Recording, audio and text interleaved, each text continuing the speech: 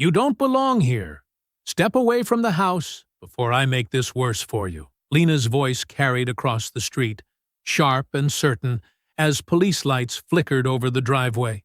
She stood there in her robe, phone raised, recording like she'd finally caught what she'd been waiting for. An officer grabbed Imani's arm and pulled it behind her back, the motion quick and rough. Her case slipped from her hand and hit the concrete with a flat crack. "Ma'am, stop resisting." "I'm not resisting," Imani said, her voice low and controlled, even as the cuffs tightened around her wrists. "Then why have we been called here 17 times?" another officer asked. Lena let out a quiet, satisfied laugh. "Because something isn't right." Imani didn't look at her. She just stood there, breathing steady. They saw a problem standing in front of her own home, and had no idea who they were putting in handcuffs. Before continuing, comment where in the world you are watching from, and make sure to subscribe, because tomorrow's story is one you can't miss.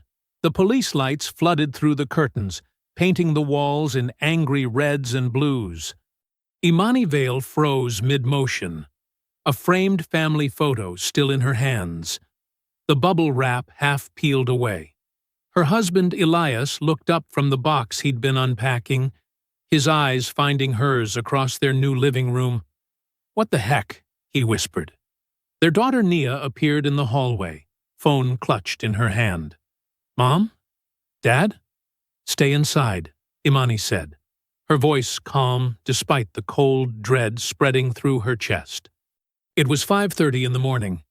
They'd been quietly unpacking since 5, trying to get a head start on the day. The doorbell rang, harsh and demanding. Elias moved toward the door, but Imani caught his arm. "Let me," she said quietly. 23 years as a prosecutor had taught her how these encounters could go sideways in seconds. She smoothed her t-shirt, took a deep breath, and opened the door. 2 officers stood on their porch, hands resting near their belts. The younger one had his thumb hooked into his vest. The older one, thick-necked with a crew cut, did the talking. "Ma'am, we received a complaint about a disturbance at this residence. Shouting, breaking glass, possible domestic situation." Imani blinked. There must be some mistake. "We've been quietly unpacking. No arguments, no broken glass." The officer's eyes moved past her, scanning what he could see of their home. "Mind if we come in and make sure everything's all right?" Before she could answer, the second officer spoke. "Sir, could you step out here, please?" He was looking at Elias, who stood a few feet behind Imani. "Is that necessary?" Imani asked, keeping her voice level. "We just told you there's no problem here." "Standard procedure, ma'am." Elias moved forward, his face expressionless as he stepped onto the porch. Imani felt her stomach knot. She knew what this was, what it always was. "How many people in the residence?" the first officer asked. "Just us and our daughter. We moved in yesterday." The officer nodded. "We'll need to speak with all parties separately." From the corner of her eye, Imani noticed movement across the street. A woman stood on her porch in a thick robe, phone pressed to her ear, watching intently. Middle-aged, heavy-set, with sharp features partially hidden behind sandy-colored hair. Even from this distance, Imani could see the woman's intense focus, the slight lean forward, the hand gripping the porch railing. The second officer had moved Elias to the edge of the porch and was questioning him in low tones. Neighbors' lights were coming on. Curtains twitched in windows up and down the block. "Sir, where were you between 5 and 5:30 this morning?" the officer asked Elias. "In my living room, unpacking boxes," Elias answered, his voice controlled but tight. "Any disagreements with your wife this morning?" "No." "Mind explaining why someone would report hearing shouting and breaking glass?" Elias's jaw clenched. "I can't explain what didn't happen." The woman across the street raised her voice suddenly, clearly intending to be heard. "I just want this street to be safe. That's all any of us want." Imani felt her cheeks burn. as neighbors openly stared now. Some had stepped onto their porches. A man in a bathrobe and slippers stood at his mailbox, not even pretending he wasn't watching the show. "Officers," Imani said carefully, "we've been homeowners for less than 24 hours. We haven't broken anything, haven't argued, haven't made any noise that would disturb neighbors. Someone is mistaken." The first officer walked through their front rooms while his partner kept Elias outside. Imani stood rigidly in the living room, watching him examine their half-unpacked life. Nia had been asked to sit on the couch and not move. "Mom," Nia whispered, "this is—" "Don't," Imani cut her off softly. "Not now." After 10 excruciating minutes, the officers conferred on the porch. The first one turned back to Imani. "Everything seems in order, ma'am. Just try to keep it down, especially during early hours." "Keep what down?" Nia asked from behind her, unable to contain herself. "We weren't—" "Thank you, officers," Imani interrupted. "We appreciate your service." As the police walked back to their cruiser, the woman across the street remained on her porch. Imani made direct eye contact with her. The woman didn't look away. Instead, her mouth curved into a small, satisfied smile before she turned and went inside her house. Elias closed the door. The three of them stood in silence as the police lights finally stopped painting their new walls. "What just happened?" Nia finally asked, her voice shaking with anger. "We got welcome to the neighborhood," Elias said flatly. Imani put her arm around her daughter's shoulders. "Let's finish unpacking the kitchen. We need coffee." But the damage was done. Something precious had been stolen from them. The simple joy of a new beginning. The excitement of making a house their own. Instead, their first morning had become a public humiliation. A clear message. You don't belong here. You are already suspects. As dawn fully broke over the neighborhood, Imani stood at the window, a cup of coffee cooling in her hands. She'd sent Elias to shower, hoping it would ease the tension in his shoulders. Nia sat at the kitchen island, furiously typing on her phone. Through a gap in the curtains, Imani could see the house across the street. The woman, she didn't even know her name yet, stood in her front window, not bothering to hide her surveillance. She was still watching, still waiting. Imani let the curtain fall closed. The morning sun had barely climbed above the rooftops when Imani stepped onto her front porch. She smoothed her navy blazer and took a deep breath of fresh air, trying to reset after the chaos of dawn. A newspaper lay at the edge of their driveway. She walked down to retrieve it, determined to reclaim some normalcy. Elias emerged from the garage with a stack of flattened moving boxes. "I'll put these out for recycling," he called, his voice deliberately cheerful. Across the street, Lena Voss appeared in her yard so quickly it seemed she'd been waiting for them to emerge. Garden shears in hand, she bent over a rose bush, though her eyes rarely left the veils. She snipped randomly, missing more thorns than she cut. Imani collected the newspaper and walked to their mailbox. She had just lifted the small metal door when the sound of tires on asphalt made her stomach clench. A patrol car, the same one from earlier, rolled slowly down the street and stopped in front of their house. "You've got to be kidding me," Elias muttered, dropping the boxes at the curb. The same officer from before stepped out, looking tired and annoyed. "Good morning again, folks," he said, approaching Imani with a hand resting on his belt. "We received a call about suspicious loitering and possible mail theft at this address." Imani blinked. "Officer, this is my house. This is my mailbox." She gestured to the newspaper in her hand. "And my newspaper. I understand that, ma'am, but I need to check your ID to confirm residence." From across the street came Lena's voice, pitched to Carrie. "It's just getting ridiculous, isn't it? People move in and trouble starts immediately. In broad daylight!" She spoke to no one in particular, but her words floated clearly in the morning air. Imani's cheeks burned as she pulled her wallet from her purse. Neighbors were watching again. A woman walking her dog had stopped to stare, and an older man watering his lawn stood frozen with the hose running. "Here," Imani said, handing over her driver's license. Her hand did not shake, though it took every ounce of control to keep it steady. The officer examined it, then glanced between her face and the photo. "This address is different." "Yes, because we just moved in yesterday," Imani said, her voice clipped. "As we explained earlier this morning." Elias approached slowly, hands visible. "Officer, is there anything else you need? We're just trying to start our day." Lena's voice carried again. "I'm just concerned about maintaining our community standards and property values. Safety is important to all of us who've been here for years." The officer handed Imani's license back.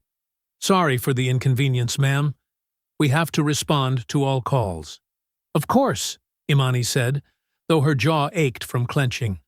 "I understand completely." When the patrol car finally pulled away, Elias put his arm around Imani's shoulders. "Let's get breakfast," he said quietly.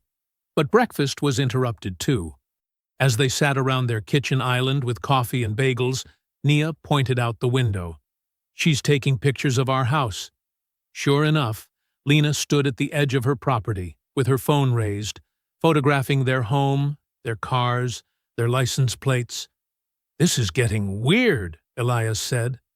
"This isn't weird," Imani corrected him. "This is targeted." The afternoon brought no relief. When the furniture delivery truck arrived, 2 black men in company uniforms carrying their new couch. Another patrol car pulled up behind them. A different officer this time, responding to a report of a burglary in progress. The delivery men stood rigid beside their truck, hands visible, while Imani explained yet again that this was her home. Lena watched the entire scene unfold from behind her screen door, arms crossed over her chest. "Ma'am, we've had multiple calls to this address today," the officer said, sounding confused. "Is there some kind of dispute going on?" "No dispute," Imani said. "Just a neighbor who seems uncomfortable with our presence." When the furniture was finally delivered and the police gone again, Nia stood in the living room, filming Lena through the window. "She's smirking, Mom. She's actually smiling about this." "Stop recording through the window," Imani said. "If we're going to document, we do it right." By evening, as they sat down to a quiet dinner, the weight of the day hung over them. 3 police visits in less than 12 hours. Each call more absurd than the last, yet each requiring explanation, identification, justification for being in their own home. "This isn't random," Elias said, pushing his plate away. "She's doing this on purpose." "Of course she is," Imani replied. "She's marking territory, sending a message." "What message?" Nia asked, though they all knew the answer. "That we don't belong here," Imani said, "that our presence is suspicious by default." After dinner, Imani walked through the house, checking each lock twice. The excitement of their new home had been poisoned, replaced by a sickening vigilance. When she returned to the living room, Elias was sitting in the dark, staring out the window at Lena's house. "Come away from there," she said gently. Nia looked up from her laptop. "I've started a document.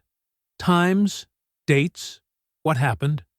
Imani nodded, pulling her daughter close. "Good. From now on, we document everything. Every call, every comment, every time she watches the house." She squeezed Nia's shoulder. "We write it all down, take photos when possible, save any video. We need a record." "For what?" Elias asked, finally turning from the window. Imani met his eyes in the dim light. "For when we need it." Morning brought no peace. Nia Vale stepped outside just after 7, her eyes still heavy from a night of broken sleep. The street was quiet, too quiet, with only the distant murmur of Lena's television floating through an open window across the way. "Document everything," her mother had said. So here she was, phone in hand, taking photos of their yard, their porch, the sidewalk in front of their house, looking for evidence of tampering, intrusion, or damage after yesterday's parade of police visits. Dew still clung to the grass. Birds called from the oak tree at the corner. It should have felt peaceful. Instead, Nia felt exposed, as if the entire street was watching through curtained windows.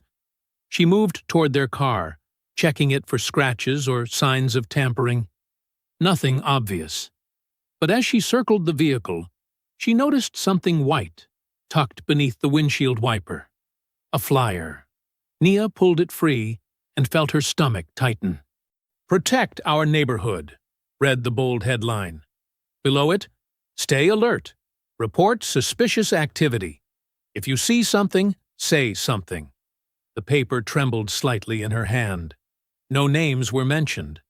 Nothing specifically pointed to her family, but the timing made the message clear. She looked up and down the street. Every car had the same flyer tucked beneath its wipers. Every mailbox had one poking from its mouth. "Good morning," Nia jumped at the voice. Mrs. Peterson, the elderly woman from 2 doors down, was retrieving her newspaper. "I see you found one of those," Mrs. Peterson said, holding up an identical flyer. "Someone's been busy." "Do you know who distributed these?" Nia asked. The older woman glanced across the street toward Lena's house, then back to Nia. Her smile tightened. "Can't say I saw anyone, but they must be very concerned about safety." Nia took photos of the flyer and walked back inside with her evidence. At breakfast, Imani examined the paper, her face a careful mask. "Predictable," was all she said. Elias looked ready to march across the street that instant. "This is harassment, plain and simple. It's a flyer about neighborhood safety with no direct accusations," Imani countered. "It's a problem, but it's not yet legally actionable." "So we just wait for her to escalate?" Elias asked. "We document," Imani said. "We remain calm. We give her no fuel."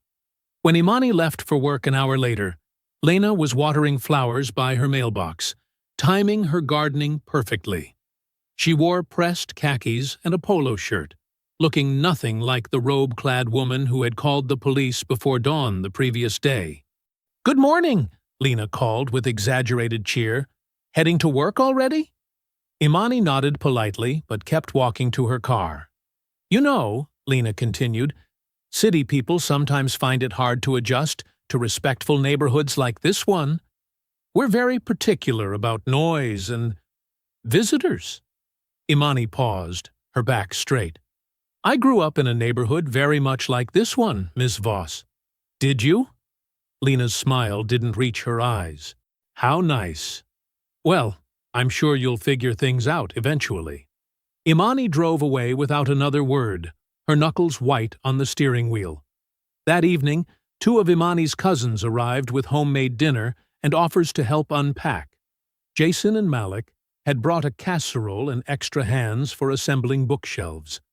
The family gathered in the living room, voices kept deliberately low, laughter restrained. It wasn't enough. Police lights swept across the walls just after 7:30. "You've got to be kidding me," Elias muttered, going to the door before anyone could knock. This time, 2 officers stood on the porch. "We've received reports of excessive noise and possible drug activity at this address." Behind them, Lena stood at the edge of her yard, phone in hand, watching. "Drug activity?" Elias's voice strained with controlled anger. "My family is unpacking books." The officers glanced at each other, then past Elias to where Jason and Malik stood in the living room. "Who are your guests, sir?" the taller officer asked. "My wife's cousins," Elias said. "Here to help us move in. Would you like to see their identification too?" The question hung in the air, loaded with everything unspoken. "That won't be necessary," the officer finally said. "Just keep the noise down." After they left, silence filled the house. Malik placed a hand on Elias's shoulder. "Man, this is ridiculous. I'm sorry," Imani said, looking between her cousins. I didn't mean for you to get caught in this. Don't apologize, Jason said. It's not you making those calls. They finished the bookshelves in tense quiet, ate dinner without their usual banter, and said goodbyes on the porch with careful glances toward Lena's house.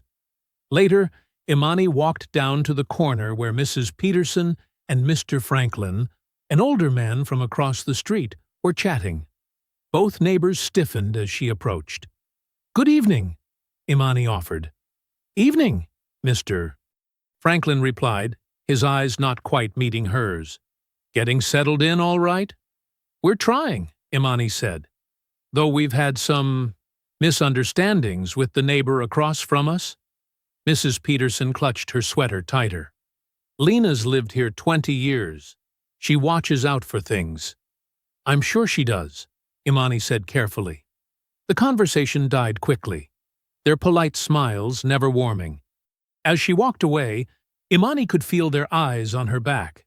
Lena's influence had already taken root. Back at the house, Elias was closing blinds for the night, while Nia finished documenting the day's events. "Mom," Nia called suddenly from the front window. "Come look at this." Across the street, a small red light blinked from beneath Lena's porch overhang. A new security camera, its lens pointed directly at their front door. "She's recording us now," Elias said, his voice low. "Watching every move we make." Imani stared at the small red eye across the dark street, feeling a chill despite the warm evening. "Let her watch," she said finally. "Let her record. Everything she does just builds our case." But as they retreated inside and locked the door, the blinking red light remained, a constant reminder that their home was now under hostile surveillance. Imani measured coffee grounds with precise movements, her hands steady despite the fatigue that weighed on her shoulders. 3 days. They had lived in this house for only 3 days, and already it felt like a battlefield. "That's 9 calls in 72 hours, Elias said, leaning against the kitchen counter. His voice was low, controlled, but the tension in his jaw betrayed his anger. 9 times we've had to explain ourselves to police. In our own home." Imani poured water into the coffee maker and pressed the button, watching the dark liquid begin to drip. "I know. First it was a domestic disturbance that never happened. Then suspicious loitering at our own mailbox. Burglary when the delivery guys came. Drug activity when your cousins visited." Elias ticked each false report off on his fingers. Noise complaints during a quiet dinner. Trespassing on our own lawn. "What's next?" Through the kitchen window, the small red eye of Lena's camera pivoted slowly, tracking movement in their front yard. Watching. Always watching. "We document everything," Imani said, repeating what had become their mantra. "We stay calm. We follow the law. And meanwhile, she turns our lives into a circus," Elias muttered. Nia padded into the kitchen, her eyes still heavy with sleep. "Morning," she mumbled, reaching for a mug. "What's the battle plan for today?" "Same as yesterday," Imani said. "Keep your head up. Keep your phone charged. Record everything." The morning calm lasted exactly 43 minutes. Elias had barely stepped onto the lawn with the garden hose when the first patrol car pulled up. An officer, young, fidgeting with his notepad, approached with obvious reluctance. "Sir, we received a call about someone suspicious damaging property," he said, glancing at Elias and the hose in his hand. "I'm watering my grass," Elias said flatly. Across the street, Lena stood on her porch, arms crossed, watching the interaction with visible satisfaction. The officer nodded, embarrassed. "Sorry to bother you, sir." 2 hours later, as Nia prepared to leave for a job interview, another cruiser appeared. Different officer? Same routine. "Ma'am, we've had a report of an abandoned vehicle," he said, gesturing toward Nia's perfectly functional Honda. "I drive it every day," Nia said, showing her keys. "I was just getting in it." The officer glanced toward Lena's house, where the curtain fell quickly back into place. Understood. Have a nice day.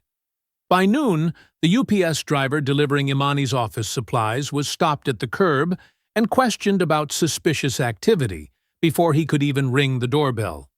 The young man's hands shook as he handed Imani her package. "This happens a lot around here?" he asked quietly. "Only to certain people," Imani replied. At 3 o'clock, when Imani walked to the edge of her yard to check the mail, blue lights flashed again. This time, the accusation was trespassing.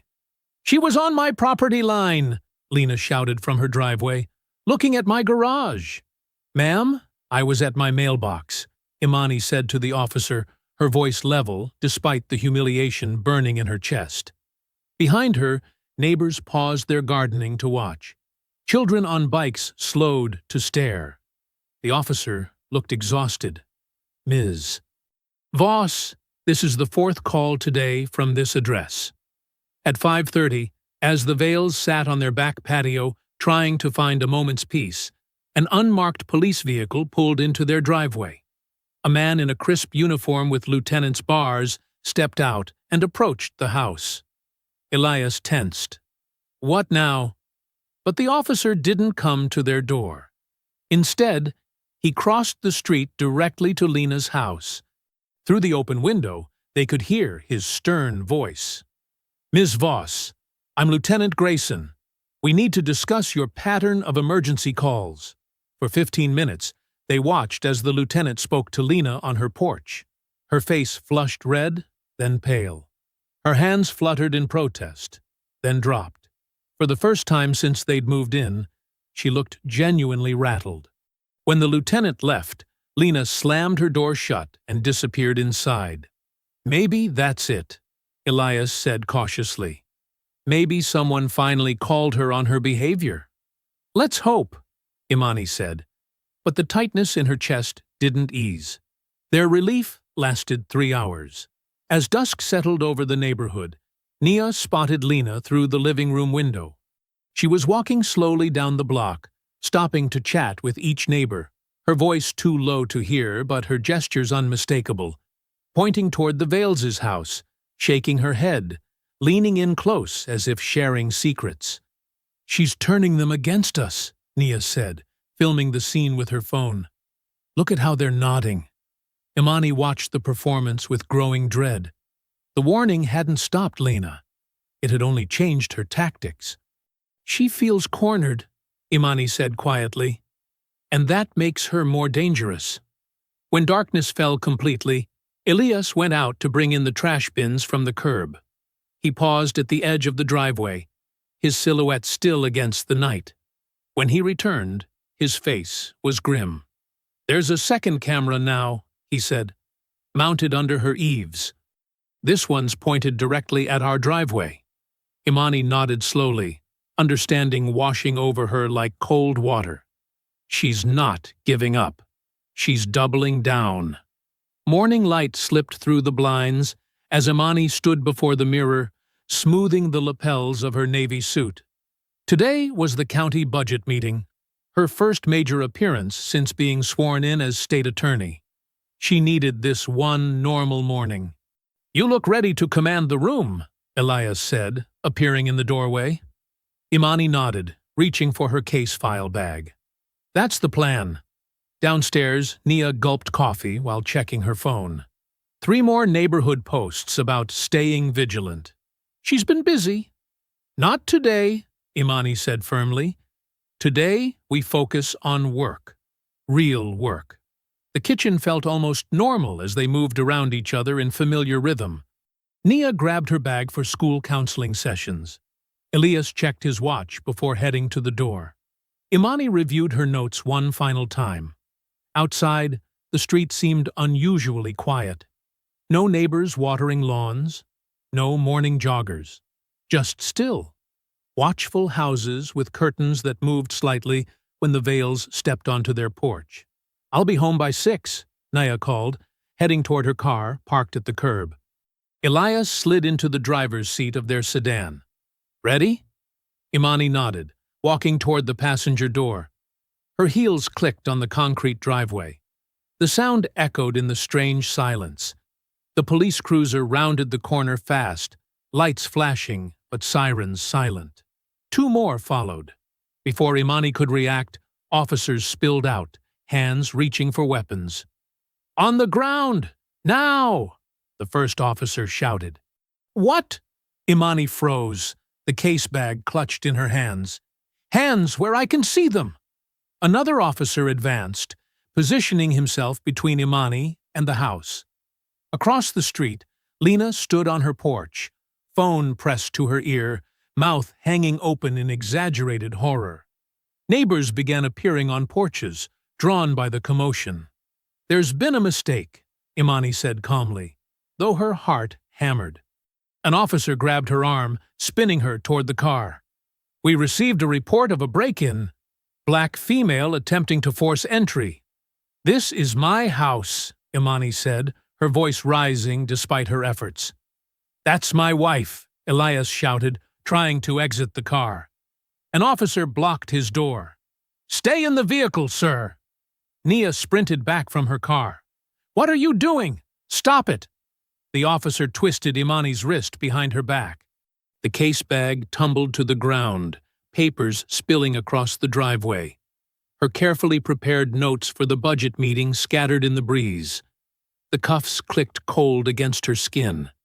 In that moment, everything slowed. Imani saw it all with crystal clarity. Lena's satisfied smirk, poorly disguised as concern. Neighbors filming with their phones. Elias's face contorted with helpless rage. Nia screaming. And herself, a black woman in a tailored suit, being handcuffed in her own driveway. Deputy Pike approached with a notepad. "I need your name for the report, ma'am." Imani lifted her chin. Her voice came out precise as a blade. "State Attorney Imani Vale. Spell it correctly." The silence that followed was absolute. Deputy Pike's pen froze mid-stroke. The officers holding her arms went rigid. Even the neighborhood seemed to hold its breath. "State Attorney?" Pike repeated.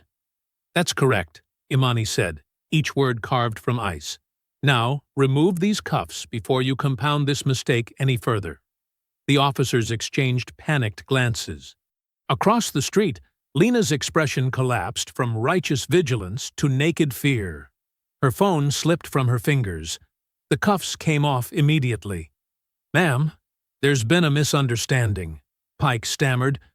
"We received a credible report of a black woman breaking into her own home," Imani finished, rubbing her wrists. "I want the name of every officer present and copies of all reports filed. Today."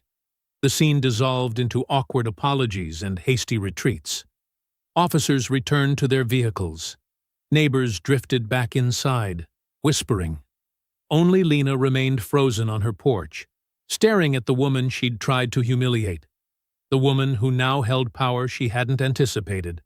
For one sweet moment, Imani savored the reversal. Then reality crashed back. The budget meeting started in 30 minutes. Her papers were scattered. Her suit was rumpled. Her dignity had been assaulted in public. "I'll drive," Elias said quietly, gathering her fallen documents. "I've got this," Imani replied, straightening her jacket. "I won't give her the satisfaction." By afternoon, the brief victory had soured. Imani sat in her office between meetings when her assistant entered with a tablet. "Ma'am, you need to see this." On the screen, heavily edited clips from Lena's security cameras played on a local community forum. The footage showed only Imani gesturing sharply and Elias appearing to block an officer. All context removed. The caption read, "State Attorney throws weight around to avoid arrest? Who watches the watchdogs?" Her phone rang. The county commissioner wanted an explanation about an anonymous ethics complaint just filed against her, claiming she had intimidated police officers using her position. The commissioner suggests you might consider a temporary step back while this is resolved, her assistant said quietly. Imani's fingers tightened around her pen until her knuckles whitened. That evening, she sat at her dining room table, surrounded by case files and ethics guidelines. Elias placed a mug of tea beside her without speaking. Nia paced, furiously scrolling through neighborhood comments online. "She's winning," Nia said bitterly. "How is she winning?" Imani stared at the documents before her, seeing the battlefield with perfect clarity. This morning, she'd thought exposing her title would end Lena's campaign. Instead, it had only transformed it into something more dangerous. "She's not winning," Imani said finally. "The real war has just begun." Imani pushed aside her untouched container of Kung Pao chicken and spread a legal notepad in front of her. The dining room had transformed into a war room, with laptops open to neighborhood forums, legal statutes, and property records. A box of half-eaten pizza sat forgotten near Elias's elbow. "We document everything," Imani said, her voice steady despite the exhaustion pulling at her shoulders. "Every call, every camera angle change, every accidental encounter." Nia slammed her laptop closed. "Documentation isn't enough. We should post these videos right now, let everyone see what she's doing." "And feed directly into her narrative that we're threatening her?" Imani shook her head. "She's already spinning this as intimidation. If we go public now, it supports her complaint." "So we just take it?" Nia's voice cracked. "We just sit here while she turns the whole neighborhood against us?" Elias's fist came down on the table, not hard enough to startle but firm enough to command attention. "I'll handle this. Tomorrow morning, I walk across that street and end this man to man." "Man to what?" Imani asked, one eyebrow raised. "She's waiting for exactly that. One angry black man on her doorstep, and she has all the confirmation she needs." Her voice softened. "Elle, you know what happens next." The room fell silent. They all knew. One heated confrontation, one neighbor with a phone camera, one more call about a threatening black male, and Elias could end up worse than handcuffed. He could end up dead. "So what's your plan?" Nia demanded. "More patience? More dignity? More of the same stuff black folks have been doing forever while nothing changes?" Imani reached across the table and gripped her daughter's hand. "We use the law. Not my office, but the law itself. We document, we build a case for harassment, illegal surveillance, and false reporting. We use the very system she thinks protects her to crush her." "And how long does that take?" Elias asked quietly. "How many more mornings with cops on our doorstep? How many more nights watching cameras track our every move?" Imani had no perfect answer. "As long as it takes to win completely." Morning arrived with harsh sunlight and the sound of a code enforcement vehicle pulling up outside. Elias watched from the kitchen window as an officer in a beige uniform walked their property line, clipboard in hand. "What now?" he muttered. The officer pointed at the children's basketball hoop they'd set up in the driveway, the recycling bin visible from the street, and a small pile of mulch delivered for weekend gardening. He made notes, took photos, and left an orange citation taped to their mailbox. Across the street, Lena stood watering her immaculate roses, a satisfied smile on her face. "Code violations," Elias reported, when Imani came downstairs dressed for work. "Basketball hoop is improperly secured. Mulch is a public eyesore. Recycling bin should be behind a fence." "Nothing coincidental about the timing," Imani observed, adjusting her earrings. As she backed out of the driveway, Lena approached an elderly couple walking their dog. Imani lowered her window just enough to hear. "Such a shame about the new neighbors," Lena said loudly. "I know we're supposed to welcome everyone, but some people bring their problems with them, don't they?" The couple nodded uncomfortably. "You'd think someone with a fancy title would understand how things work in a respectable neighborhood," Lena continued. "But titles don't change instincts, I suppose." The poison dripped from perfectly polite phrasing. Nothing explicitly racist, Nothing clearly actionable, just a steady stream of implications anyone could understand. When Imani returned from work, exhausted from a day of county meetings and sideways glances from colleagues who had heard about the incident, she found Nia sitting cross-legged on the living room floor, surrounded by printouts of timestamps. "She's been recording us," Nia said without looking up. "Not just filming. Narrating." "What?" "I borrowed Mr. Patterson's drone. He's the photography teacher at my school. Flew it high enough to be legal. Got this." She turned her laptop around, showing grainy footage of Lena pacing her backyard, phone to her ear. They could just make out her words. "Subject female exiting rear door at 7:42 a.m., carrying suspicious bag. Subject male appears agitated, possibly under influence. She's building a fake record," Nia said. "Like she's a cop or something." Elias joined them, his face dark with anger. "The cameras moved again. Now they're pointed at our side windows. Bedroom, kitchen, living room." Imani stood very still, absorbing this escalation. What had begun as humiliating harassment had transformed into something more calculated, more invasive. Lena wasn't just trying to make them unwelcome. She was constructing a false narrative, piece by piece, day by day. "We need blinds," Imani said finally. "Everywhere." "We need more than blinds," Elias replied. "We need this to end." That night, after installing makeshift paper coverings on every window, Imani stood in the darkened living room, checking for any remaining sightlines from outside. The street was quiet except for the faint electrical hum of surveillance equipment. She moved from window to window, testing angles, checking coverage. When she reached the front bay window, she noticed a small gap where the paper didn't quite meet the frame. Through that tiny opening, a red light blinked steadily from across the street. Despite all their efforts, one camera still had a clear view into their living room, watching, recording, waiting for any moment of vulnerability. Imani stared back at the unblinking electronic eye. Behind her, Elias and Nia moved through the kitchen, their shadows stretching across the walls of what should have been their sanctuary. In that moment, standing in her own darkened home, Imani felt the weight of invasion press against her chest. The walls themselves had become porous, penetrated by suspicious gazes and electronic surveillance.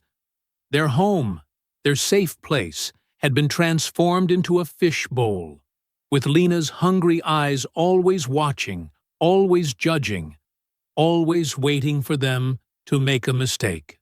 The next morning, after sleeping only a few hours, Nia met Imani in the kitchen with a stack of printed screenshots.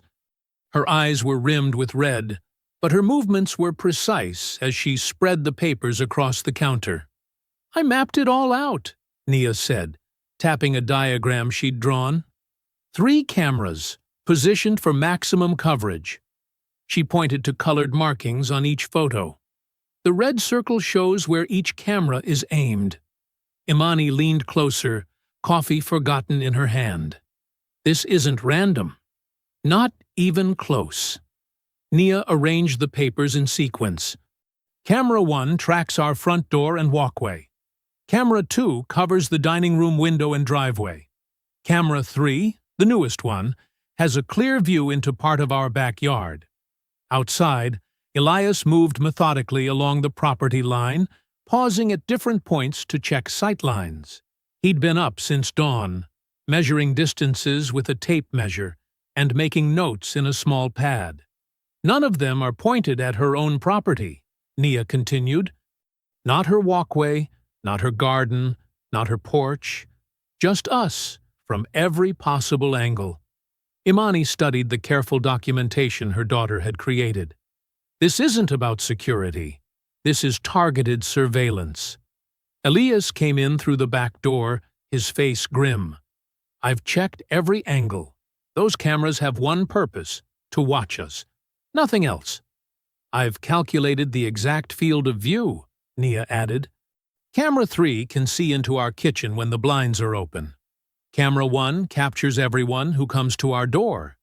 And Camera 2, her voice tightened. Camera 2 is angled to see through our dining room window at night when the lights are on. Imani set down her coffee cup with careful control. This stops now. The morning sun cast long shadows across the street as Elias approached Lena's house. His steps were measured, his face composed into careful neutrality. Nia watched from their front porch, phone recording discreetly at her side. Lena emerged before he reached her walkway, arms crossed over her chest. Her smile was tight and ready. "Morning, neighbor," Elias said, keeping his voice even. "I wanted to talk about your security cameras." "My security cameras?" Lena's eyebrows rose in practiced surprise. "Yes. They're pointed directly at our home, our doors, windows, and yard." Elias kept his hands visible at his sides. "We'd appreciate it if you could adjust them to focus on your own property instead." Lena's smile didn't waver, but something cold flickered in her eyes. "I have every right to protect my home." "Of course you do," Elias agreed. "But these cameras aren't monitoring your home. According to our measurements, they're specifically angled to monitor ours." Lena's expression hardened. "Measurements? Are you surveying my property now? We're only—" "You know," Lena cut in, her voice dropping to a stage whisper. "People who have something to hide are always the ones who fear being watched." The accusation hung in the air between them. On the porch, Nia's grip tightened on her phone. "We have nothing to hide," Elias replied, his voice still calm, though tension lined his shoulders. "We just want our privacy respected." Lena's smile returned, sharp as a knife. "Privacy is earned in this neighborhood. Trust is earned. Some people think they can just buy their way in. But we know better." She turned and walked back to her door, calling over her shoulder. "The cameras stay where they are. For security." Late afternoon shadows stretched across the street when Imani pulled into the driveway. As she gathered her briefcase and files, she noticed Lena walking purposefully toward her, timing the approach perfectly. Imani stepped out of the car just as Lena reached the edge of the driveway. The older woman planted herself directly in Imani's path to the front door. "Long day enforcing the law?" Lena asked, her voice honey-sweet with venom underneath. "Excuse me," Imani said evenly, attempting to step around her. Lena shifted, maintaining the blockade. "You know, this used to be such a peaceful street. Everyone knew their place. Everyone respected the way things are done here." Imani met her gaze directly. "I need to get to my door, Ms. Voss." "Some people can buy these homes," Lena continued, as if Imani hadn't spoken, her voice dropping to a near whisper. "But they can never really earn the trust that matters. Titles and fancy suits don't change what people see."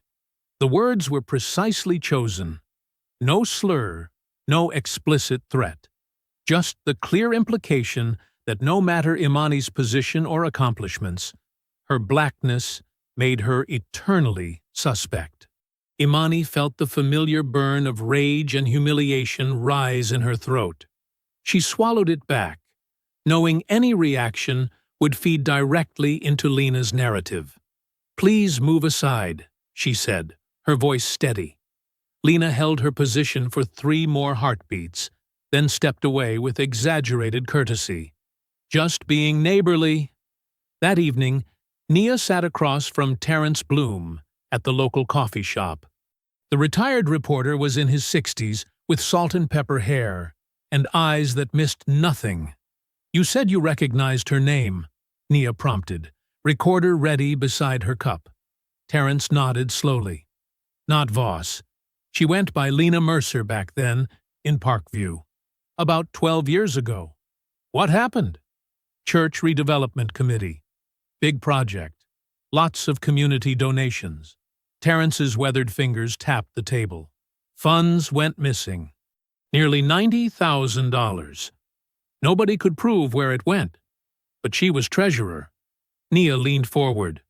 Was she charged? Investigation started. Then, conveniently, a fire broke out in the church office. Destroyed all the financial records. His eyes narrowed at the memory. Ruled accidental, but my sources said otherwise. And then, disappeared overnight. Divorce followed. Name change. Then she shows up here as Lena Voss, pillar of the community. He shook his head. Some people have powerful friends who make problems go away. At midnight, Imani sat alone at the dining room table, blinds tightly closed against watching eyes. Terrence's hastily scribbled notes lay spread before her, illuminated by a single lamp. She read each line again, connecting scattered details into a pattern. Lena Mercer, now Voss. Treasurer of a church-building fund. Missing money. Convenient fire. Hasty departure. The pieces fit together into something darker than simple bigotry. This wasn't just a racist neighbor who resented their presence. This was a woman who had spent years crafting a false identity, hiding behind performative victimhood and community concern. A woman with secrets. A woman desperate to control her environment. A woman who would call the police 17 times on innocent neighbors because control was everything to her. Imani gathered the notes together, mind racing with implications. Lena wasn't just harassing them because they were black. She was attacking them because Imani, a state attorney with investigative resources and legal power, represented a different kind of threat entirely. The following evening, Imani stood at her front window, watching the sunset paint Lena's white house in shades of orange. The cameras mounted on the porch columns were dark silhouettes against the fading light, their lenses still trained on the Vale home like unblinking eyes. "Are you sure about this?" Elias asked, his voice tight with concern. "Yes," Imani said, smoothing her blouse. "No threats, no anger. Just clarity." Nia adjusted her phone in her pocket. "I've got the voice recorder running, just in case." Imani nodded and stepped outside. The evening air was heavy with summer heat as she crossed the street with measured steps. Behind her, Elias and Nia stood on their own porch, watching. Neighbors' curtains twitched in nearby windows. Lena's door opened before Imani reached the steps. The older woman stood in the doorway, arms crossed, a plastic smile fixed on her face. "Well," Lena said, her voice sticky with false warmth. "What a surprise." "We need to talk," Imani said, keeping her voice steady. Lena's smile didn't waver as she stepped aside. "Of course. Neighbors should talk more." Imani remained on the porch, refusing the invitation inside. Better to stay in view of witnesses. "The calls need to stop, Lena. The cameras pointing into our home need to be redirected. This harassment ends now." Lena's face transformed into a mask of wounded innocence. "Harassment? I'm just concerned about unusual activity. Anyone would be. 17 calls to the police in 10 days is not concern. It's harassment. Maybe where you come from, that's how it seems." Lena's voice dropped, her smile fading into something colder. "I actually feel sorry for women like you." Imani didn't respond to the bait. "All that education, all those fancy titles," Lena continued, her eyes narrowing, "makes you forget what people see first, when they look at you." The words landed like a slap. Imani felt heat rise in her face, but kept her expression neutral. "This street was peaceful before your family arrived," Lena said, gesturing toward the quiet homes around them. "Everyone got along. Everyone understood the standards." "We've broken no laws, violated no standards," Imani said evenly. "But you have. False reports, illegal surveillance, trespassing." "Trespassing?" Lena laughed. "You can't prove that." "We're documenting everything." Something flickered in Lena's eyes, a momentary uncertainty. before she leaned forward, her voice dropping to a whisper. "Let me tell you something you should understand by now. Men with badges have always believed me first." Her lips curved into a thin smile. "And they always will." The statement hung in the air between them, exposing the entire strategy more clearly than any shouted slur could have done. Lena was weaponizing her whiteness, knowing the system would default to believing her. "That may have worked for you before," Imani said, her voice cool. "It won't now. No one wants a black prosecutor bringing drama onto a nice block," Lena replied, emphasizing the word black just enough to make her meaning clear. "People move away from that sort of thing. Property values fall. The only person causing problems here is you." "Prove it," Lena challenged, the mask of politeness completely gone now. "We will," Imani promised. As she turned to leave, Imani noticed a patch of fresh concrete near the side path leading to Lena's backyard. It was roughly 3 feet square, still slightly darker than the surrounding walkway.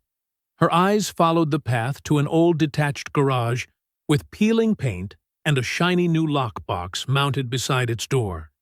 The contrast between the weathered building and the new security measure felt wrong, like the fresh concrete. Recent changes that didn't fit with Lena's otherwise meticulous maintenance of her visible property. Imani filed the details away as she walked back across the street, feeling Lena's eyes boring into her back with each step. Elias met her halfway. "You okay?" "Fine," Imani said, though the confrontation had left her shaken in ways she wouldn't admit aloud. Inside their home, with the blinds drawn against the watching cameras, Nia was waiting with her laptop open. "Mom, look at this," she said, excitement threading through her voice. "Mrs. Jacobson, 2 doors down, has a doorbell camera. She let me review the footage from last week when those flyers started appearing." She turned the screen, showing grainy but clear footage of a heavy-set figure moving up the street in early morning darkness, placing papers on cars and in mailboxes. "It's her," Elias said, leaning closer. "That's Lena." Nia nodded eagerly. "And look at this." She advanced the footage to show Lena returning to her house, then immediately making a phone call while staring directly at the Vale home. "She called the police right after distributing the flyers," Imani said, the pieces clicking together. "She manufactured both the warning and the complaint." "We've got her," Nia said, her eyes bright with vindication. For the first time since the blue lights had first flooded their windows at dawn, the Vales felt a surge of hope. The evidence was tangible now, not just their word against Lena's, but recorded proof that she had deliberately staged at least part of her harassment campaign. "It's a start," Imani said, allowing herself a small, fierce smile. "Now we build the case." Later, as they prepared for bed, the house felt different. Still under surveillance, still targeted, but no longer defenseless. With each piece of evidence they gathered, Lena's carefully constructed facade cracked a little more. Elias closed the bedroom blinds against the red lights of Lena's cameras and turned to Imani. "Do you think it'll be enough?" "Not yet," she said, thinking of the fresh concrete and that odd lockbox. "But we're getting closer, and she's getting careless." The next morning, the Vale family moved with renewed purpose. Imani rose before the sun, pulling her robe tight as she headed downstairs to start the coffee maker. By the time Elias and Nia joined her, the dining room table had already transformed into a makeshift command center. Laptops open, legal pads arranged in neat stacks, and printed screenshots spread across the polished wood surface. "Got the footage backed up in 3 different places," Nia said, setting down her mug and tapping at her keyboard. "Cloud storage, external drive, and I sent copies to my work email just in case." Elias leaned over her shoulder, squinting at the screen. "Can you zoom in there? I want to see her face clearly when she's putting those flyers on the Martinez's car." The video wasn't high definition, but it captured Lena's distinctive shape, moving purposefully up the street in the pre-dawn hours, methodically placing papers under windshield wipers and stuffing them into mailboxes. The timestamp showed 5:17 a.m. "And here," Nia said, switching to another clip, "is her making the call immediately afterward." The footage showed Lena returning to her porch, phone pressed to her ear, her gaze fixed directly on the Vale house. Imani nodded, her expression tight with controlled satisfaction. This connects the harassment campaign directly to the false police reports. It shows intent and pattern. "I sent everything to Martin Chen at the privacy law firm," Elias said. "He called back this morning. Says those camera angles are definitely unlawful. They're not protecting her property. They're surveilling ours. Specific windows, entryways, private areas of the yard." "Good," Imani said, careful to separate her professional role from their personal response. "I've forwarded what we have through private channels to the county attorney's office, recusing myself from any involvement, and I've retained outside counsel to handle our civil action." Naya printed another page and added it to a growing folder. "We're looking at harassment, intentional infliction of emotional distress, unlawful surveillance, false reporting, and trespass," Elias added, "if we can prove she's been on our property." By early afternoon, their efforts began showing first results. Officer Ramirez, who had responded to 3 of Lena's calls, stopped by ostensibly to follow up on previous complaints. Once inside, his demeanor changed. "Off the record," he said quietly, glancing toward the windows, "Dispatch has flagged Ms. Voss as a pattern caller. Her reports are now coded for verification before full response." Imani nodded, careful not to appear as if she'd influenced the department's procedures. "We appreciate the professionalism of your officers throughout this situation." After Ramirez left, a tentative knock came at their front door. Sarah Weinstein from next door stood on the porch, twisting her hands nervously. "I just wanted to say I'm sorry," she said, not quite meeting Imani's eyes, "for for not speaking up sooner. Those flyers, the way she talks about you all, it wasn't right." Elias joined Imani at the door.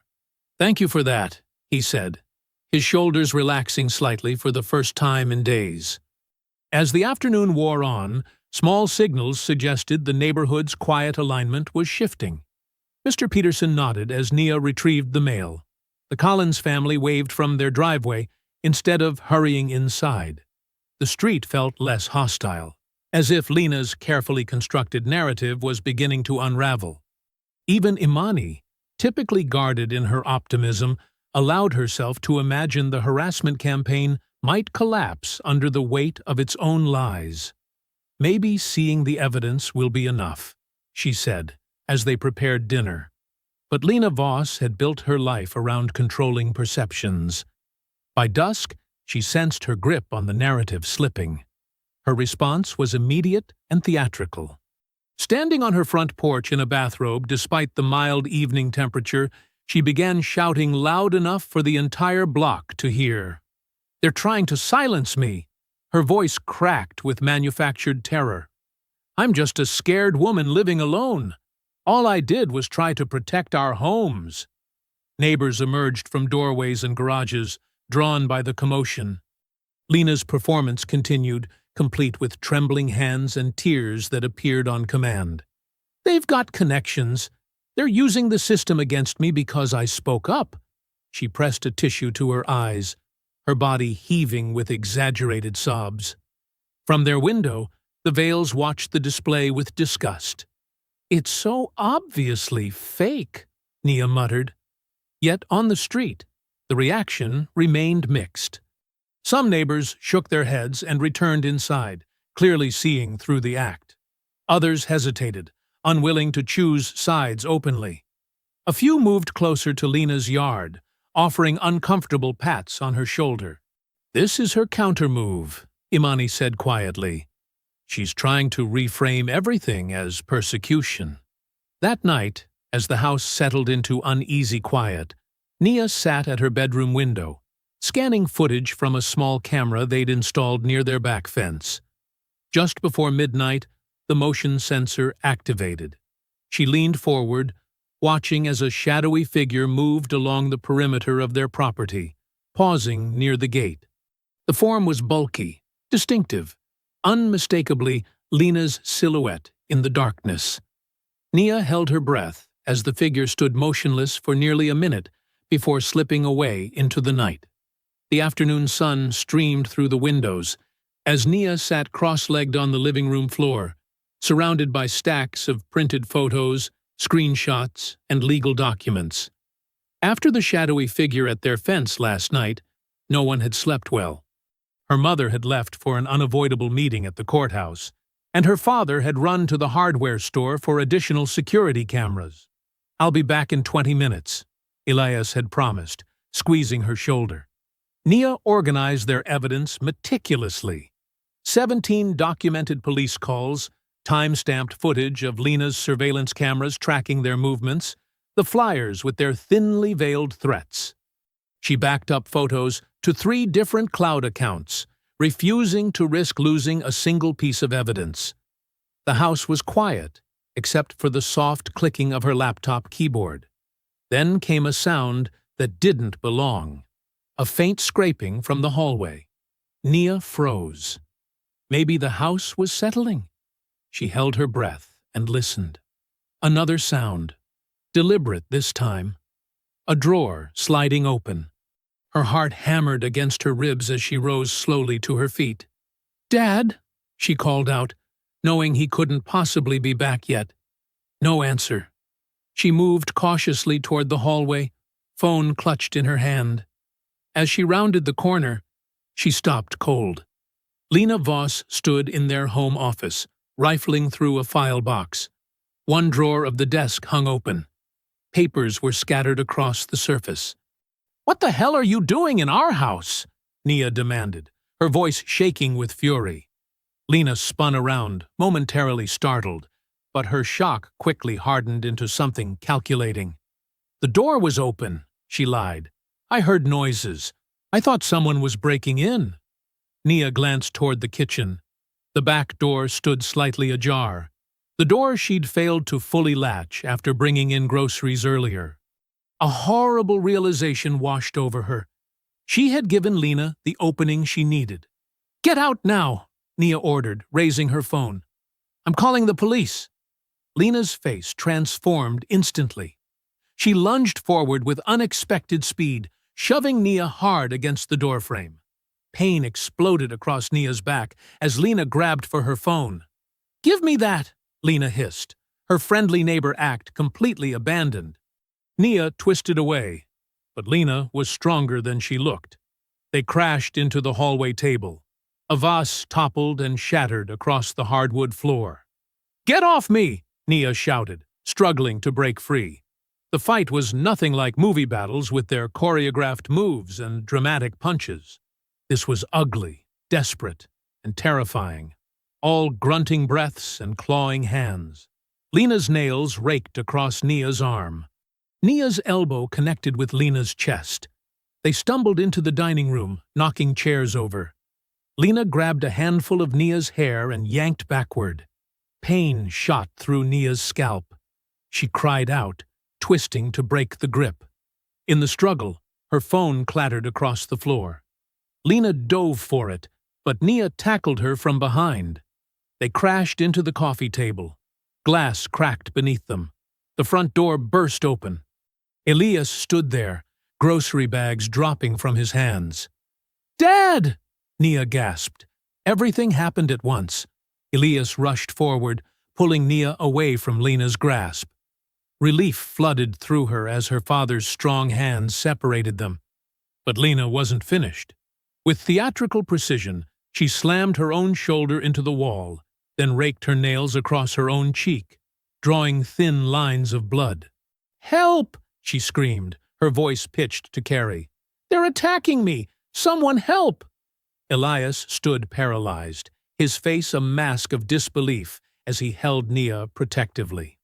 Lena staggered toward the front door, suddenly transformed into a terrified victim. "Police!" she shrieked. "I was just checking on a neighbor, and they attacked me." Outside, doors opened. Neighbors emerged onto porches and lawns, drawn by the commotion. Lena collapsed dramatically onto the grass, sobbing and pointing back at the house. By the time police cruisers arrived, a small crowd had gathered. Lena sat surrounded by concerned neighbors, weeping her story of innocence and assault. Blood from her self-inflicted scratches provided visual evidence to her claims. Inside, Nia trembled with rage and shock. "She broke in," she told the officers. "She was going through our files. She attacked me first." But in the yard, Lena's performance continued. "I was just being neighborly," she wailed. "They're trying to destroy me because I reported suspicious activity." 2 hours later, with statements taken and evidence collected, the damage was clear.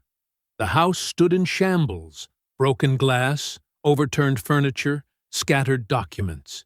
But the real devastation came when Imani returned home to find a county official waiting alongside the police. "Mrs. Vale," the man said stiffly, "given the ethics complaint already pending and the sensitive nature of today's incident, the county strongly recommends you maintain complete distance from this case." His meaning was unmistakable. Pursue this, and your career is at risk. That night, the family sat in their wrecked living room. Nia held an ice pack to her bruised shoulder. Elias paced between broken furniture. Imani sat perfectly still, her face a mask of controlled fury. "She planned this," Imani said finally. "She was looking for something to use against us." "And I gave her the opening," Nia whispered, shame washing over her. "I didn't check the door." "This isn't your fault," Elias said firmly. But the truth hung heavily between them.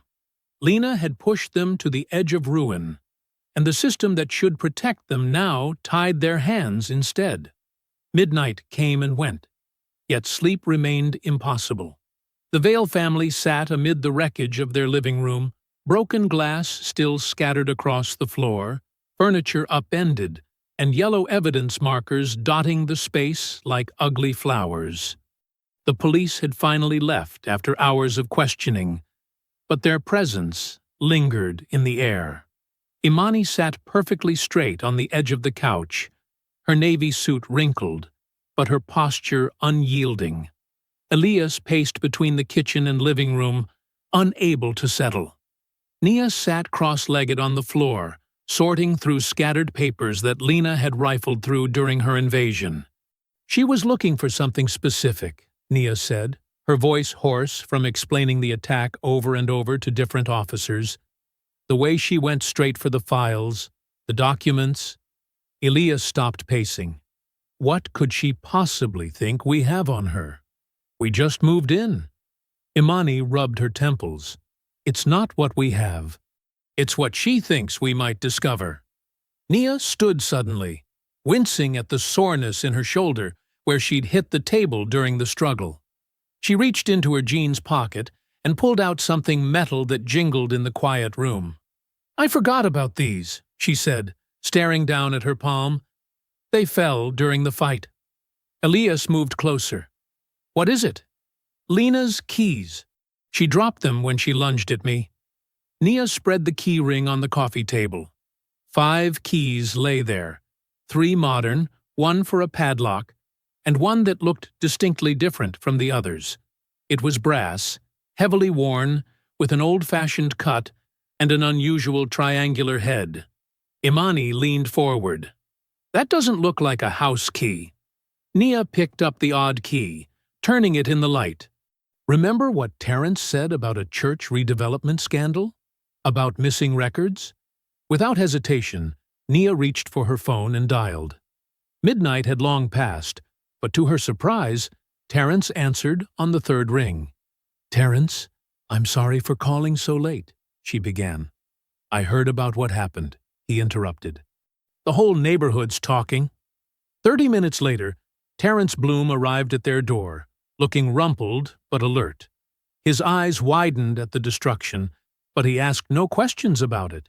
Instead, he examined the key that Nia placed in his palm. "Well, I'll be damned," he muttered, turning it over. "This looks like an old storage facility key. There used to be a place called Safe Hold Storage on the county line." He glanced up. The church committee rented several units there during the redevelopment project. Imani's expression remained neutral, but her eyes sharpened. "You're certain?" "I covered that story for months before it died," Terrence replied. "Records kept disappearing. Then the fire happened. Convenient timing." Elias crossed his arms. "What fire?" "Small blaze at the church office. Nothing major, but just enough to destroy financial records, donation logs, expense reports." Terrence shook his head. "Never proven to be arson, but—" "And Lena was involved?" Imani asked. "She went by Lena Mercer back then, treasurer of the committee. After everything quieted down, she married a man named Voss and moved here." Terrence's mouth tightened. "I always knew something wasn't right." They worked through the night. While Elias cleared broken glass and righted furniture, Terrence and Nia hunted through online property archives. Imani made calls to trusted colleagues, not using her office directly, but ensuring everything remained above board. By 4 a.m, they had assembled a timeline. The Church Redevelopment Committee had dissolved 9 years ago after $183,000 in donations couldn't be accounted for. The case stalled when records burned, and witnesses suddenly stopped cooperating. The storage units, rented under the committee's name, continued to be paid for through an automatic withdrawal for almost 2 years after the committee disbanded. "The account was never closed," Terrence said, pointing to the records. "Someone kept that unit accessible." "And Lena still has the key," Nia added. Dawn broke through the windows, painting the damaged room in soft golden light. Imani stood, stretching muscles stiff from hours of concentration. Her face showed the first hint of something beyond controlled anger, a spark of determined clarity. "I won't use this as leverage," she said firmly. That's exactly what she would do. "But," Nia began. "No." Imani's voice was gentle but firm. "We do this correctly. I'll prepare a referral to the Financial Crimes Unit. They're independent of my office. I'll disclose the key, how we found it, and my limited involvement. Everything transparent." "And if they do nothing?" Elias asked, the frustration clear in his voice. "They will," Imani replied. "Because unlike before, this time there's physical evidence and someone willing to keep pushing." She nodded toward Terrence, who straightened his shoulders in response. Imani gathered the copies they'd made and slipped them into a folder. She would hand everything to outside counsel as soon as business hours began. "Get some sleep," she told Nia and Elias. "All of you." But sleep seemed impossible. Instead, they continued working as the sun rose fully, casting away the shadows that had filled the room during their night of discovery. As Imani prepared to leave with the documents, she paused at the door and looked back at her family. "We finish this in the light," she said, her voice steady with newfound resolve. The morning sun strengthened as Imani prepared for work. Her navy suit felt like armor today, protection against the whispers and sideways glances she'd face at the county building. The ethics complaint hung over her like a cloud, but now she had something solid to grasp. "I've called a locksmith," Elias said, examining the damaged back door frame where Lena had forced her way in. "Should be here in an hour." Imani nodded, checking her watch. "I've got the civil attorney meeting me at lunch.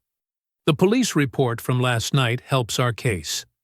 Nia appeared in the doorway, clutching a thick binder. "I'm ready." "Be careful," Imani cautioned. "Just facts, no accusations we can't prove." "I know, Mom." Nia's voice was steady. People need to see what's been happening in black and white. As Imani drove to work, she noticed several neighbors in their yards, watching her car pass. The break-in had shifted something. The violation of their home had crossed a line even the most passive observers couldn't ignore. Elias heard the drill buzzing as the locksmith installed a reinforced lock system. Through the window, he spotted Nia talking with Mrs. Daniels, an elderly woman who lived 3 houses down. The conversation lasted longer than expected. When Nia returned, her expression was grim but satisfied. Mrs. Daniels saw Lena in our backyard 3 different nights last week, she reported. She was too scared to say anything. Why? Elias asked, though he already suspected the answer. Lena knows things about everyone. Mrs. Daniels's son had some legal trouble years ago. Lena made sure she knew that Lena knew. Blackmail, Elias muttered, shaking his head. Not directly. Just hints and reminders. Enough to keep people quiet. The locksmith finished, demonstrating the new deadbolts and reinforced strike plates. As he left, Nia spotted Mr. Walker waving from across the street. I think he wants to talk to us, she said. Mr. Walker's hands trembled slightly as he inserted a small flash drive into Nia's laptop. My security camera catches the side of your property, he explained. I've been saving these. Didn't know if I should get involved. The footage was damning. Lena approaching their side gate at dusk, testing the latch. Lena picking up a package from their porch, carrying it away, then returning it later visibly opened. Most disturbing was a clip of Lena standing in her own driveway, practicing what appeared to be distressed facial expressions before picking up her phone to make a call. That was right before police showed up claiming we had a domestic disturbance, Nia noted, checking the timestamp. Mr. Walker nodded. I should have spoken up sooner. You're speaking now, Nia said. That matters. By afternoon, Imani received the message she'd been waiting for. The Financial Crimes Unit had reviewed her referral and opened a preliminary investigation into the church redevelopment fund. They'd already contacted the storage facility about access records. They're moving fast, her civil attorney said during their lunch meeting. Once they confirmed the key actually opened the unit, things accelerated. What about our case? Imani asked. Rock solid. Harassment, trespass, assault, unlawful surveillance, false reporting, all with supporting evidence. The neighbor statements and footage seal it. Imani exhaled.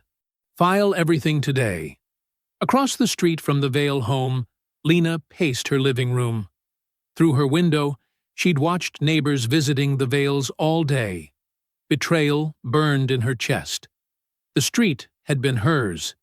She'd known everyone's weaknesses, cultivated their fears, kept them in line. Something snapped. She rushed to her front window, pounding the glass with her fists. Traitors! She screamed. After everything I've done for this neighborhood. A passing dog walker quickened their pace, avoiding eye contact. Lena's makeup was smeared, her hair disheveled. The careful mask of concerned citizen had crumbled completely. Elias watched the spectacle from their porch, where he sat with Mrs. Daniels and 2 other neighbors who'd come forward with statements. She's falling apart, Mrs. Daniels observed quietly. That happens when lies catch up, Elias replied. The group fell silent as a car pulled into the cul-de-sac.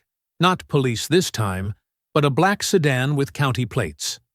A woman in a crisp suit emerged, carrying a leather document case. Process server, one neighbor whispered. They watched as the woman walked confidently up Lena's driveway, ignoring the shouting. Lena yanked open the door before the woman could knock. What do you want? Lena demanded, loud enough for everyone to hear. Lena Voss? The woman's voice was professionally neutral. You've been served. She extended the thick envelope. Lena stared at it, not moving. These are legal documents requiring your response. Refusing to accept them does not invalidate service. Lena snatched the papers, her hand shaking. The process server turned and walked back to her car, nodding briefly toward the neighbors who had witnessed the exchange. No one spoke. No one needed to. As evening settled over the street, an unfamiliar quiet descended. For weeks, tension had hung in the air like an electrical charge before a storm. Now the first lightning had struck. The neighbors dispersed silently to their homes, processing what they'd witnessed. Elias returned inside where Nia was backing up the video files. "It's done," he said simply. Nia nodded. Just the beginning of done. The next morning arrived with sharp clarity. No clouds softened the sky, no breeze eased the heat. It was as if nature itself demanded a clean accounting. Imani stood before the mirror, adjusting her dark suit jacket. Her reflection showed a woman composed, but beneath that surface ran currents of exhaustion and determination. She had slept little, reviewing every document until her eyes burned. "Ready?" Elias asked from the doorway. His presence steadied her. Through 17 false calls, surveillance cameras pointed at their windows, flyers meant to mark them as dangerous. Through it all, he had maintained a dignity that humbled her. "As I'll ever be," she answered. Nia appeared behind him, dressed in a simple blue dress, her phone and tablet in a leather portfolio. The documentation was her work, meticulous, thorough, undeniable. "They can't ignore what's right in front of them," Nia said. Imani nodded. "That's the plan." The courthouse steps were crowded with mourning cases. A few reporters lingered near the entrance, alerted by courthouse whispers about the state attorney appearing as a complainant. Imani kept her eyes forward, ignoring questions tossed her way. Inside, the hallway stretched long and cool, marble floors amplifying every footstep. Courtroom 4 waited at the end of the corridor, its heavy wooden doors like a boundary between chaos and order. Their attorney, Marlene Grayson, met them outside. "Full house in there," she warned. Word got around. "Let them watch," Elias said. About time people saw the truth. They entered to find the gallery already 3/4 filled. Neighbors, courthouse staff, and curious onlookers turned to watch their entrance. Imani felt their stares but refused to shrink beneath them. Across the aisle, Lena sat beside her attorney, a gray-haired man with an expensive suit and permanent frown. She wore a pale blue cardigan over a floral dress, her hair pulled back in a modest clip, the costume of harmlessness. When their eyes met, Lena's face twitched with hatred before settling back into practiced vulnerability. Judge Miranda Sloan entered, her expression giving nothing away. After preliminaries, Marlene opened with a clear statement of facts. 17 documented false reports, illegal surveillance, trespass, assault, and a coordinated campaign of harassment. "This isn't about misunderstanding," Marlene said. "It's about weaponizing systems against a family because of who they are." Lena's attorney countered with claims of neighborhood safety concerns and a woman living alone who felt threatened. "Mrs. Voss has been a pillar of this community," he insisted. Then the evidence began. First came the dispatch logs, 17 calls in 3 weeks from the same number to the same address. Officer testimony confirmed no violations were ever found at the Vale residence. Next, video footage from a neighbor's doorbell camera showed Lena placing flyers on cars, then immediately making a call while watching the Vale home. "Can you identify what you're doing in this footage?" Marlene asked when Lena took the stand. "Letting neighbors know about concerns," Lena replied, her voice soft and trembling. "And the phone call immediately after?" "I don't recall." "Dispatch records show you reported suspicious persons 3 minutes after placing these flyers. Was that coincidental timing?" Lena shifted in her seat. "I was concerned." Marlene displayed enlarged images of Lena's security cameras alongside property measurements and angles. These cameras point directly into the Vales' dining room, bedroom windows, and backyard, not at your property line or entryway. Can you explain the security purpose? I had to protect myself, Lena insisted, her performance fraying slightly. The next blow came from Mrs. Daniels, who testified she'd witnessed Lena on the Vales' property multiple times before the break-in. She wasn't delivering anything or leaving a note, Mrs. Daniels said firmly. She was looking in windows, checking the back gate. With each piece of evidence, the courtroom's energy shifted. Sympathetic glances toward Lena turned to troubled frowns. Whispers grew behind cupped hands. When Imani took the stand, she spoke with measured precision, describing the harassment without embellishment. Facts needed no drama to land with impact. And how did these repeated false reports affect your family? Marlene asked. We couldn't simply live, Imani said. Every movement was scrutinized, reported, distorted. My husband couldn't water plants without police questioning. My daughter couldn't have friends visit without accusations of criminal activity. Lena's attorney tried undermining her credibility by suggesting she'd used her position to intimidate. Did you ever mention your role as state attorney to influence these matters? He asked. Only when being physically detained on my own property, Imani replied calmly. I recused myself from any official involvement immediately after. In her final testimony, Lena doubled down on victimhood. I've always been honest, she insisted, voice breaking theatrically. I've never hidden anything in my life. I just wanted safety. Judge Sloan's eyes narrowed slightly. Mrs. Voss, are you stating under oath that you've never concealed information relevant to your character or credibility? Never, Lena said firmly. I'm an open book. Ask anyone who knows me. The courtroom fell quiet. Imani glanced at Marlene, who nodded slightly. With calm, deliberate movements, Imani reached into her briefcase and removed a manila folder. She slid it across to Marlene, who approached the bench. Your Honor, in light of the witness's statement about her honesty, we have evidence directly contradicting that claim. These are public records regarding the defendant under her former married name, Margaret Lena Hargrove, including financial documentation from the First Community Church Redevelopment Fund investigation. Lena's face drained of color. Her attorney leaned toward her, whispering urgently. Judge Sloan accepted the folder, scanning its contents with practiced efficiency. I'll review these documents, she said. This court will recess for 30 minutes. As the gavel fell, Lena sat frozen, the carefully constructed image of innocence crumbling like sand beneath waves. The courtroom door swung open exactly 30 minutes later. Judge Sloan returned with a stack of documents in hand, her expression unreadable but her posture rigid with purpose. The gallery fell silent as she took her seat, adjusting her glasses with deliberate calm. The court will now resume, she announced, her voice carrying to every corner of the room. Mrs. Voss, please return to the stand.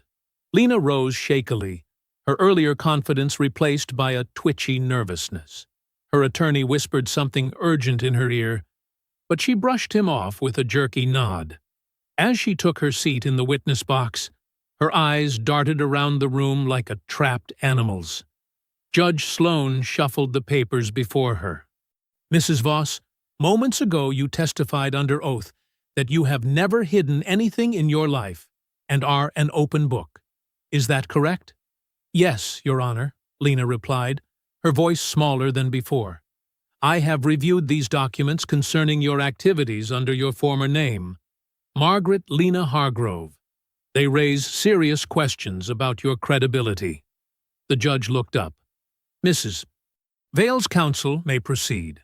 Marlene Fisher approached the witness stand, carrying a copy of the records. Mrs. Voss, do you currently maintain access to a storage unit registered to the First Community Church Redevelopment Committee?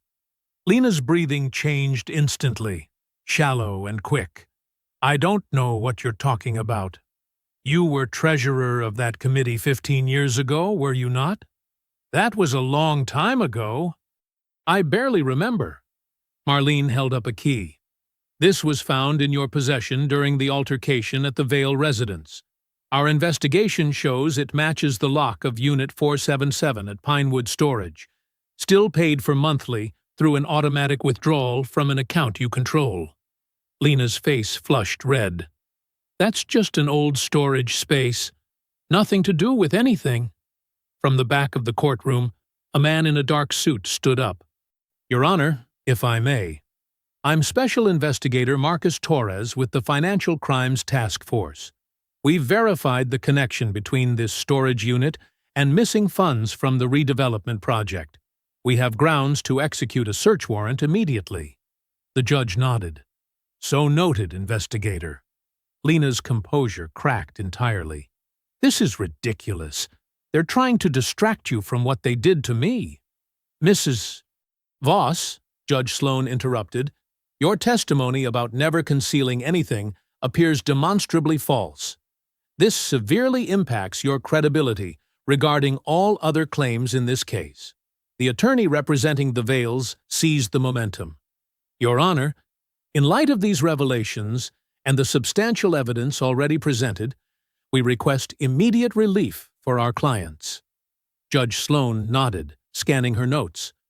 Based on the preponderance of evidence, this court finds that Mrs. Voss engaged in a pattern of harassment, unlawful surveillance, trespass, and false reporting against the Vale family. The court grants the protective order prohibiting Mrs. Voss from approaching within 500 feet of any Vale family member or their residence. Lena jumped to her feet. You can't do that. It's my neighborhood. Mrs. Voss, control yourself, the judge warned. Additionally, Judge Sloan continued, I am referring the criminal matters, including filing false police reports, criminal trespass, assault, and unlawful surveillance, to the district attorney's office for prosecution. The evidence of financial impropriety will be handled by the appropriate authorities. The gallery buzzed with whispers. Imani remained composed, her eyes fixed forward, while Nia squeezed her father's hand. This hearing is adjourned. Judge Sloan's gavel came down with finality. As people rose to leave, Lena stood frozen, her face contorting with rage. Her attorney tried to guide her toward a side exit, but she shook him off violently.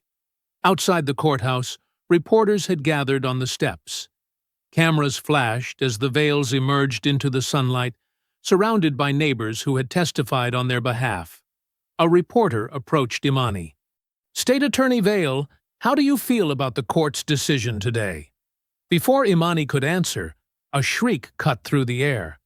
Lena burst through the courthouse doors, her face twisted with fury. This street was peaceful before your kind moved in, she screamed, spittle flying from her mouth. You think your fancy title changes what you are?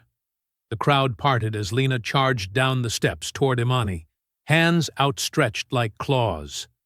You don't belong here. You never will. Two deputies reacted instantly, intercepting Lena before she could reach Imani. They seized her arms, restraining her as she thrashed and continued screaming. Get your hands off me! Do you know who I am? I'm the victim here. The cameras captured everything. Lena's contorted face, her racist tirade, the deputies firmly securing her wrists with handcuffs. Neighbors who had once believed her performance watched in shocked silence. Nia stood beside her mother, phone recording steadily in her hand.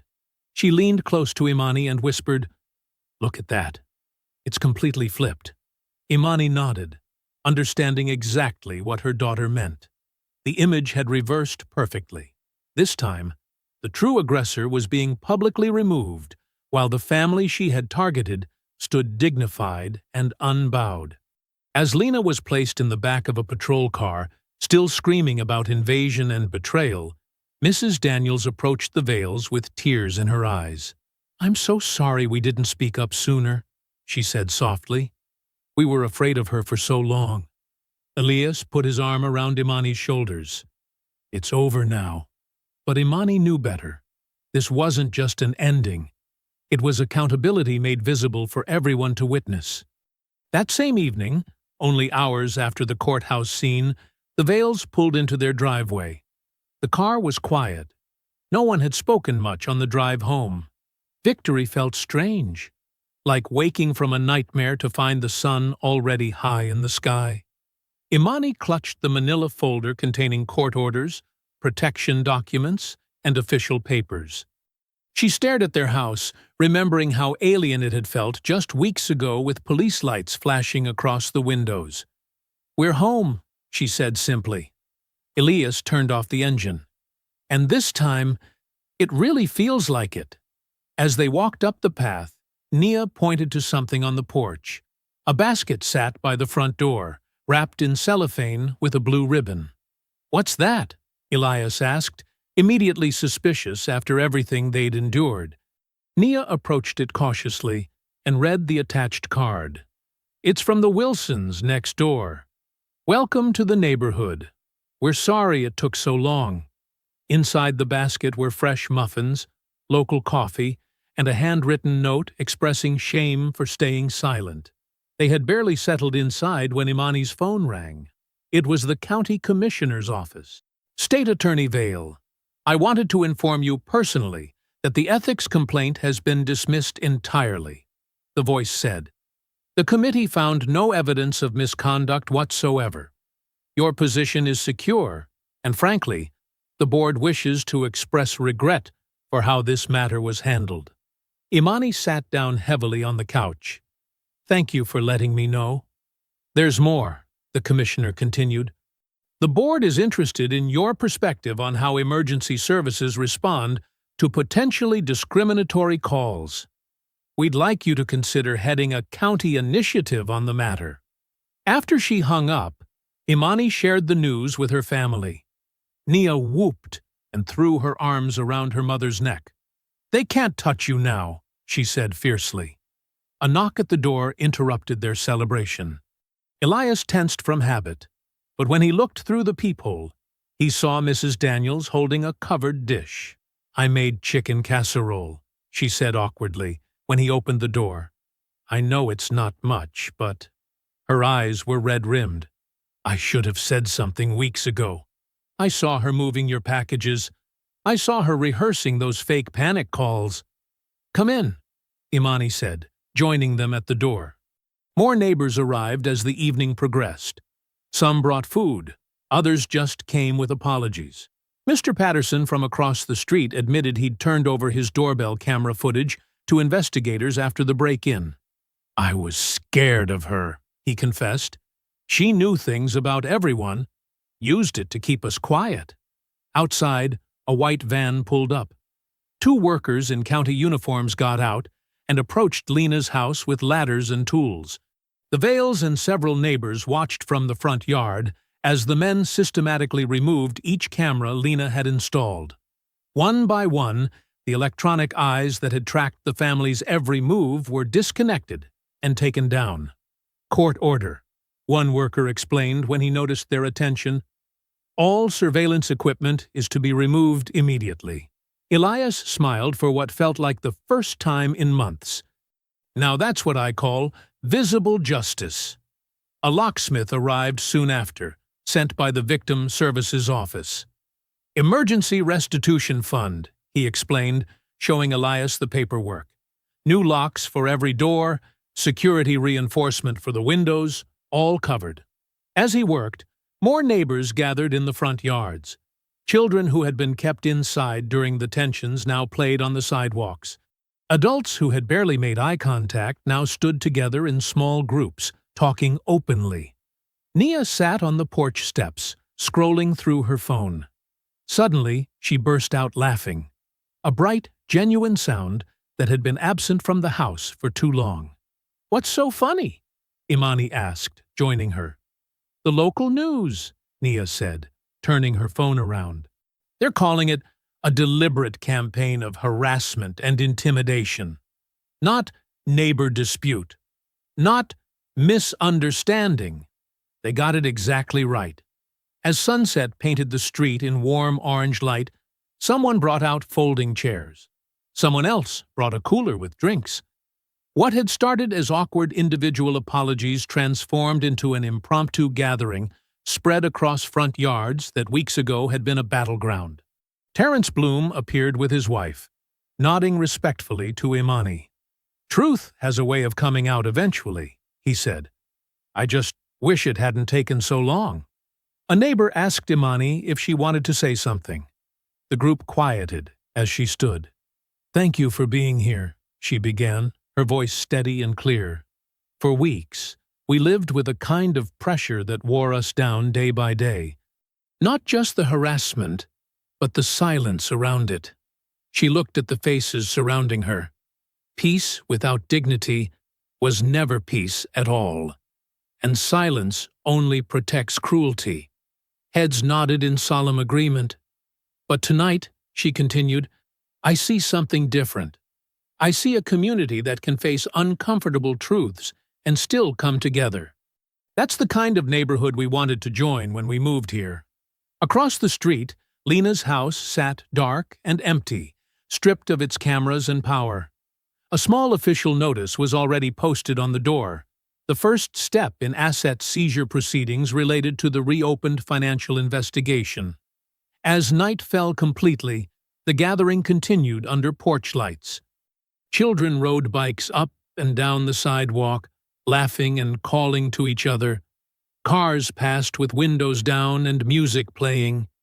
And for the first time since the Vales had moved in, no one called the police. No flashing lights interrupted the evening. No accusations shattered the peace. Elias stood beside Imani on their front porch, watching Nia chat with some younger neighbors. "I keep waiting for another knock on the door," he admitted quietly, "for those lights to come around the corner." Imani squeezed his hand. "They won't. Not tonight." The street had turned itself inside out, revealing a different community than the one that had first watched them through curtains. Lena's darkness had been swept away, leaving room for something better to grow in its place. If you enjoyed the story, leave a like to support my channel and subscribe so that you do not miss out on the next one. On the screen, I have picked 2 special stories just for you. Have a wonderful day.